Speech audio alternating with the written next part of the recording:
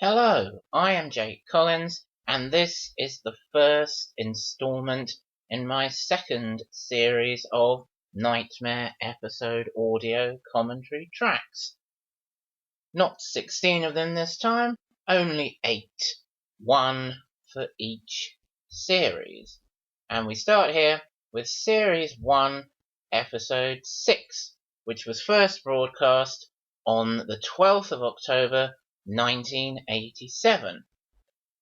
And it's one of the episodes that I first rewatched in March 1996, because it was on the first of what I call the Paul Macintosh tapes, which were the videotapes very kindly lent to me by original iShield fanzine editor Paul Macintosh, which contained the episodes from series 1 to 3 that his neighbours had managed to record for him off the Sci-Fi Channel, so that I could then make my own copies.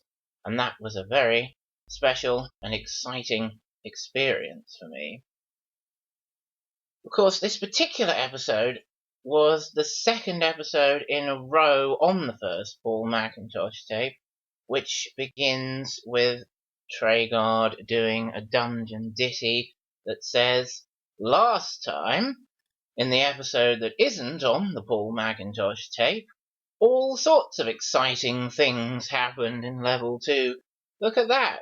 Gumboil was knocked out by magic. Merlin was there. It's a shame you haven't watched that episode, isn't it, Jake? It's a shame Paul Macintosh's neighbours didn't manage to record that one for him, isn't it, Jake?"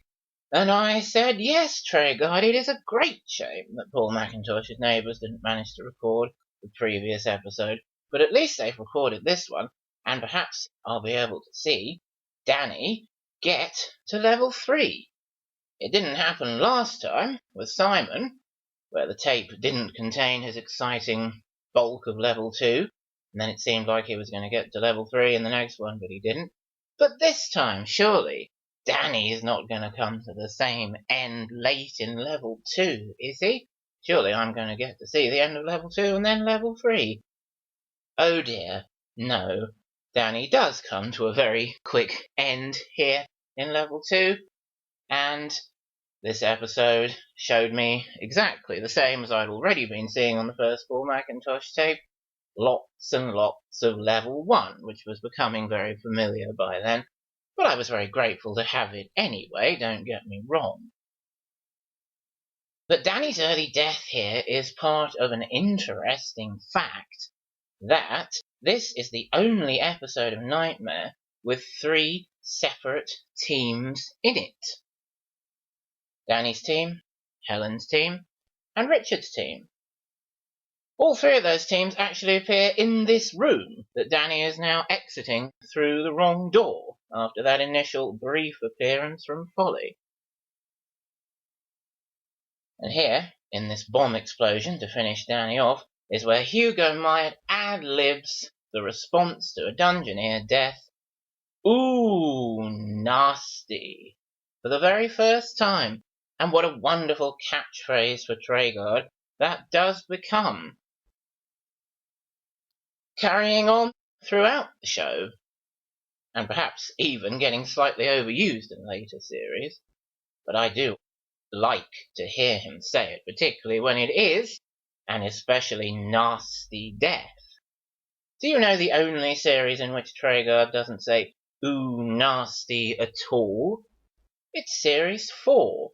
That's a drawback from series 4 as far as I'm concerned, and not the same drawbacks that most people would point to in series 4. But it's perhaps the thing that disappoints me personally most about series 4. Treguard's assessment there, "I can't imagine why you did it," Folly clearly indicated right, and yet you went left, is very accurate, isn't it? Folly did clearly indicate the right-hand door there. But Danny's team, or at least one member of it, like they do in this series, as I was saying on my first selection of commentaries, decide, well, it can't be as simple as that, and therefore go for the wrong decision and are killed because of it. How disappointing. What a letdown. And we have to wait again to see level 3. But yes, Folly did clearly indicate right. Not only did he repeat the little rhyme from the previous episode that he'd already told them, says the right hand to the left hand, etc. He adds on at the end a couple of extra clues, but just remember, don't follow me, follow your nose, if you knows what I mean. Danny's nose is pointing to the right, Folly runs off to the left. How could you more clearly indicate right than that? You couldn't. Tregard's absolutely correct. Of course, that's an example of a bomb room being used to kill off a team who've made a fatal mistake, and that's what the bomb rooms are used for when a Dungeoneer does actually die in them. Once in Series 1, here with Danny, once in Series 2 with Martin, and once in Series 3 with Douglas. Now, they've got a bit bored of these simple starters in the 4-door opening chamber, haven't they? What's Helen got to do here? Just step on the big picture of the key and one of the doors unlocks. That's not as interesting or complicated as picking up various parts of a word or a key or whatever to put it back together. Clearly, Tim Child and friends are rather bored of setting up this simple starter stuff by this stage. They will see a couple of much more interesting simple starter bits for Richard later in the episode. Yes, this episode is the only one that contains 2 Dungeoneer deaths. It's not, though, the only one that contains the start of 2 different quests, because in the first episodes of series 1, 2, 3, and 8, you've got the first team starting and dying, and the second team starting. And also, in series 2, episode 7, we start with the beginning of Akash's quest, and before we know where we are in the same episode, it's time for the beginning of Neil's quest. This is the only appearance of the Spectral Scorpion in Series 1. When I finally discovered how short Series 1 was, 8 episodes, and thought, oh, is this the only time the Spectral Scorpion actually makes it into the series? I was quite surprised. As it turns out, it's not the first time it's ever been used at all in the realms of making Knightmare, because it's in the unbroadcast pilot, Dungeon Doom. So obviously they had it all set up and ready to use in this series, and they only use it for once, here with Helen in the broadcast version, as it turns out. That's really why they don't discover until Series 2 that the team can very easily avoid their Dungeoneer getting hit by the sting by sidestepping right all the way to the side of the room. And then it's not a timing exercise at all, it's just staying out of the sting's way. Which is why in Series 3, the Spectral Scorpion returns with a great big hole in the floor by the fireplace, so the Dungeoneers have to run through and risk getting hit by the sting, and Douglas does get hit by the sting. So that really does make the challenge more interesting there in Series 3. Here we are with Granitas. As Tregard points out here, it should be Olgarth, really. It's Olgarth's turn. But Granitas points out Olgarth is unfit for guard duty at the moment. The cause, it appears, is frost action. It seems that this frost action is affecting Olgarth quite badly, because he's also unfit for guard duty in the next episode with Richard. And it's Granitas again. So it's no wonder I thought at this stage in the series, when I was liking the wall monster, and yet also being incredibly frightened of him and hoping he wasn't going to turn up on the living room wall above the sofa by the stairs door, if I listen out to hear what he says, I will know the name of the wall monster. I am Granitas. Every episode, the wall monster's name is Granitas. Olgarth disappears from this series after episode 2. As it turns out, he only does David and Simon. When I had the first Paul McIntosh tape, and I blithely thought there were 16 episodes of Series 1, and I happened to have footage of Olgarth questioning David and Simon, I would never have imagined that was his only 2 appearances in the entire series, which is half as long as I thought it was anyway. But there it is. It's a strange decision. Here, having Granitas say, "No, you're wrong again, Traegard, it's me, Granitas, Olgarth is unfit for guard duty," kind of makes sense, because it's kind of a joke. Earlier in the series, Traegard was getting them mixed up. He thinks he's finally clicked. He can finally say which wall monster it is. It's Olgarth, because it's Olgarth's turn. Nope, it's Granitas. Okay. But then, I always thought next, Olgarth should resume. So they would end up doing 3 each. And on the Paul McIntosh tapes, the beginning of episode 7 of series 1 was missing. The rest of it was there. I always assumed the war monster that the episode cut in on, asking Richard about the drink that was made from the fruit of knowledge, was Olgarth. But no, when I saw the whole version of the episode, he turns up and says, "I am Granitas of Legend." And I thought, well, that decides it. That's why I thought the original war monster was called Granitas.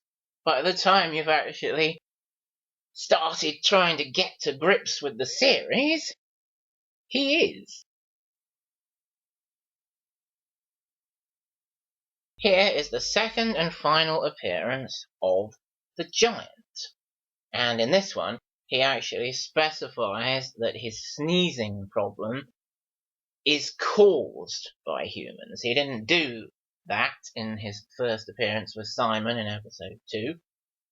He mentioned that when he sneezes, he deads humans. But here, he adds some extra information. Humans makes I sneeze. He's allergic to humans. They don't manage to take the idea that far. Of course, he only has those 2 appearances. Helen is able to tell him a cure for sneezing. Hold your nose. The Giant's very pleased with that, and it's quite comical, isn't it? Helen's wandering off, and you imagine the Giant's going to be in that pit holding his nose forever. But then he lets it go and falls back asleep again. So there's not a lot they manage to do with the Giant. I do think it's a nice effect, and I do think Edmund Dent brings him to life rather well. Obviously, the powers that be decided that there was no place for the Giant in Series 2, unlike the vast majority of Series 1 characters, and he kind of gets adapted into the troll played by Guy Standeven, who they certainly do some interesting scenes with, but I don't particularly prefer the troll to the Giant. I think they both make a good contribution to these early days of Knightmare. Of course, the Giant is one of the 2 what I would consider to be main characters who should be written into any cast list you're doing. That appears in Series 1 only and doesn't actually make it into the cast list at the end. The other one being Gibbet. So if you're writing up a Series 1 of Knightmare cast, after changing Knight to Gumboil, don't forget to put /Giant. And don't forget to put /Gibbet after Folly for Alec Westwood. And of course, you can remove /Mogdred after Merlin with John Woodnut. Mogdred doesn't make it into the series in the end. Here's someone who's in the series an awful lot. She's in 3/4 of the episode, 6 out of 8. Mary Miller as Lilith. We see a lot of her because we see a lot of this part of the gameplay, inevitably. These early teams trying to feel their way in and not doing a very good job of it. And as usual, Mary Miller does a wonderful performance as Lilith here. I've mentioned my appreciation for Lilith, which has only grown, increased over the years. Mary Miller does a wonderful job here of Lilith laying it on rather thick, of being ill, of being convalescent. Who's she trying to fool? Herself, mainly. But those silver spray-painted flowers cheer her up immensely as a gift to comfort her in her convalescence. So that works out quite well. We're getting some different scenes and scenarios with Lilith, all basically the same. Here's an object. Lilith summons her causeway if she likes it, lets you through, generally rewards you with magic. But a little bit of variety, like Lilith being ill, Lilith doing her hair. The causeway being broken works very well in this series. I think the attempts to mess about with Lilith's lair in Series 2, where Lilith wants to return to her dream and the causeway is there anyway, so there was no point waking her up, and Stuart mucking about with the lever, things like that don't work so well. Though, as I said before, the hangover concept with Akash in that series does work very well. But Lilith I do find a very positive, and of course she is undeniably a very prominent aspect of the first series. She's rewarded the team with the well spell here, and I don't really want to get into the specifics, ins and outs, rights and wrongs of their death here. It's dodgy. I think Tim Gile and friends want this team out of the way to get Richard's lot in and hand them a quest on a silver platter to finish the series, which they're then going to screw up royally. Nice effect of the disappearing floor here in the corridor of the catacomb. Someone's realised this can be used for actual tense challenges, or apparent challenges. Don't just have to have the noise of the army of the dead to move them on. So I like that little scene. But without the full reward from correct riddles, this team has turned left when right was right. Sounds familiar, doesn't it? I think another team did that in this episode. Like I was saying about the first team of the series on my very first commentary, all this about wall monsters giving out information for which way to go in the corridor of the catacombs, I don't like. They really should give out information about the objects you're going to take, as they discover in Series 2, trying to make the wall monsters give out passwords. That doesn't work at all. Makes the first two teams want to take the wrong objects. The first team actually takes the wrong objects. I'm not sure it's entirely true what Tregard says. One more correct answer, you'd have known which way to go. You've guessed wrong. I mean, the team have kind of overthought it, haven't they? Oh, right, well, it probably is left then, if we had to be specifically told. But I think, yeah, whichever way they went, they were going to be told, you're at a dead end here, you're dead, to get the next team on. Quite a nice effect of the failed spell noise when they attempt to cast the well spell there. Unfortunately, team, the well spell can only reveal a well, it can't create one. It's no wonder I got the impression that a lot of teams just carried on and on in these early episodes until, for no reason that I could fathom at the age of 4, they reached a dead end and were suddenly told they were dead. It's deaths like that, and Stephen's death in Series 2, which I've commentated on before, that really gave me that impression.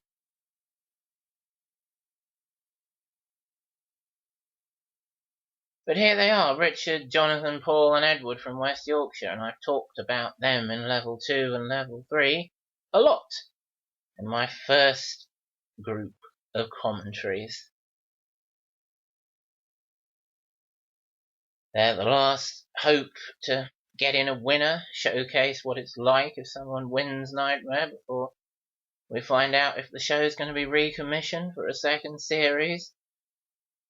And there's a lot of effort put into this to try and help them through to a win, as I've explained before, on commentary and elsewhere in great detail. But it's not going to happen in the end. A significant moment here, though, the third team of the episode. We've had the end of Danny's quest, we've had the whole of Helen's quest. Now we have the very beginning of Richard's quest. Unique time here in Series 1, Episode 6. 3 teams in the episode. There are other occasions, or at least one other occasion, where it potentially could have happened. I'm thinking post-Series 3 here, obviously. The one I'm thinking of is in Series 5, with Jenna. Her quest is short enough for that to have happened. Duncan there in Series 5 too, but with the way the episodes work out, you only ever get a maximum of 2 teams per episode, except here in this very episode. And we're trying to have a bit of variety in the quest now, aren't we? For the first time, we don't start in that 4-door chamber where Helen stepped on the key earlier in the episode. We start in the room that all 3 teams are in this episode. Danny went out of the wrong door and then got blown up in it. Helen died in it because it was a dead end and there was no well there to reveal.